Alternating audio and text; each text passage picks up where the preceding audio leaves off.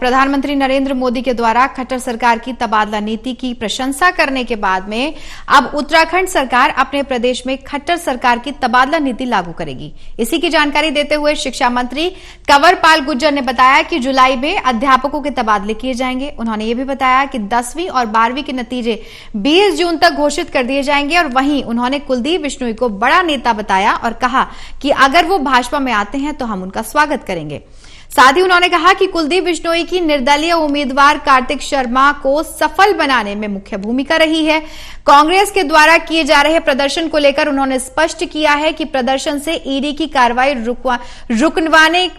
रुकने वाली नहीं है। हमारे संवाददाता अनिल कुमार ने खास बातचीत की है शिक्षा मंत्री कंवरपाल गुर्जर से। देखिए। तबादला नीति को लेकर हरियाणा के शिक्षा मंत्री कंवरपाल गुर्जर और उत्तराखंड के शिक्षा मंत्री धन सिंह रावत की मुलाकात हुई है। इसके अलावा किन मुद्दों पर चर्चा हुई है, इसमें मेरे साथ हैं शिक्षा मंत्री कंवरपाल गुर्जर, इनसे जानते हैं। देखिए, अभी गुजरात में हमारी एक बैठक थी और जो हमारे केंद्रीय शिक्षा मंत्री हैं उन्होंने बैठक ली थी। उस बैठक में मैं भी और धन सिंह रावत जी भी शामिल थे और हम बिल्कुल आसपास ही बैठे थे। तो जैसे ही वहाँ बातचीत चली तो उन्होंने मेरे से पूछा कि आपकी जो ट्रांसफ़र पॉलिसी है उसकी काफ़ी तारीफ हो रही, क्या रिजल्ट है उसके और सेटिस्फेक्शन लेवल क्या है। तो मैंने इनसे कहा कि 95% लोग हमारे यहाँ सेटिस्फाई हैं ट्रांसफ़र पॉलिसी से। तो ये बहुत प्रभावित होएगी, ये तो बड़ा भारी वो है अगर 95% लोग सेटिस्फाई हैं। हमारे यहाँ तो इसका उल्टा है।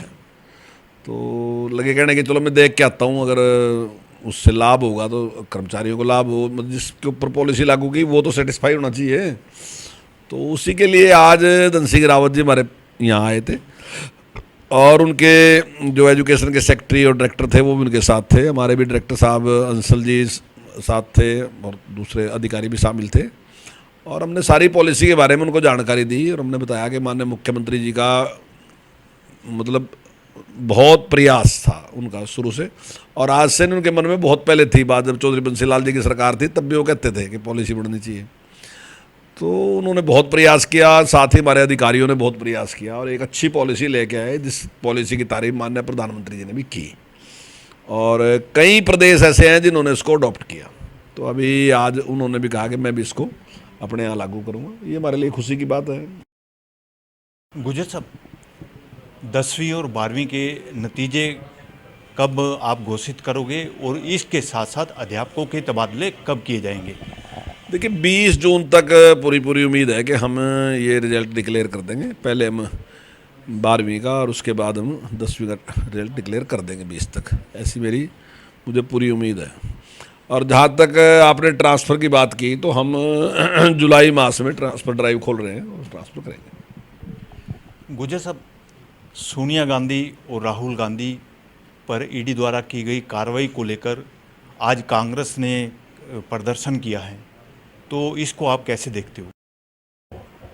देखिए, उनके पास अपनी जानकारी होती है, उसी के हिसाब से वो कार्रवाई करते हैं। और नेशनल हेराल्ड का जो मामला है वो तो FIR भी 2012 की दर्ज हुई है। उस टाइम तो हमारी सरकार भी नहीं थी।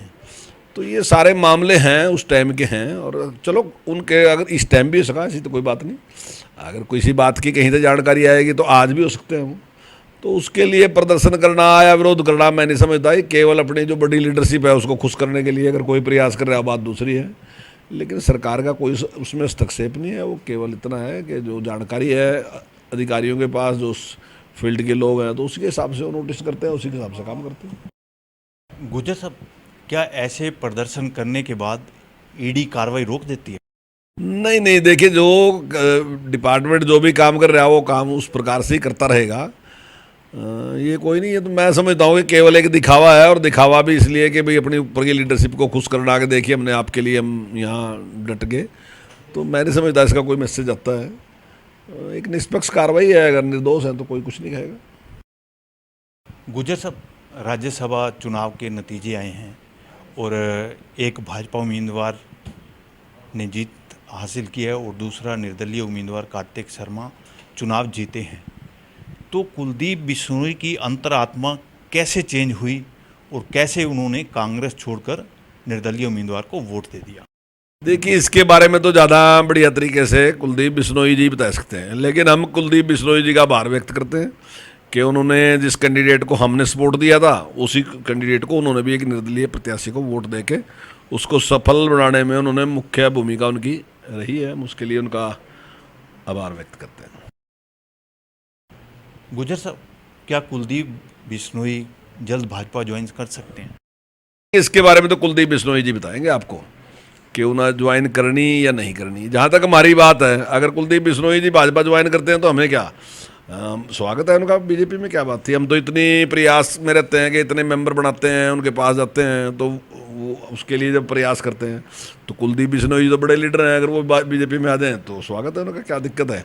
लेकिन निर्णय उन्होंने करना कि उन्हें करना नहीं करना वो तो उनका विषय है, मेरा तो इसमें कुछ नहीं कह सकता।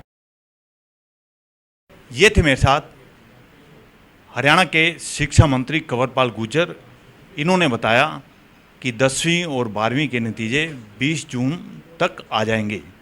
वहीं इन्होंने ये भी बताया कि हरियाणा की ट्रांसफ़र पॉलिसी उत्तराखंड सरकार लागू करेगी। इसके साथ साथ इन्होंने कांग्रेस पर भी निशाना साधा है। Anil Kumar, total news, Chandigarh.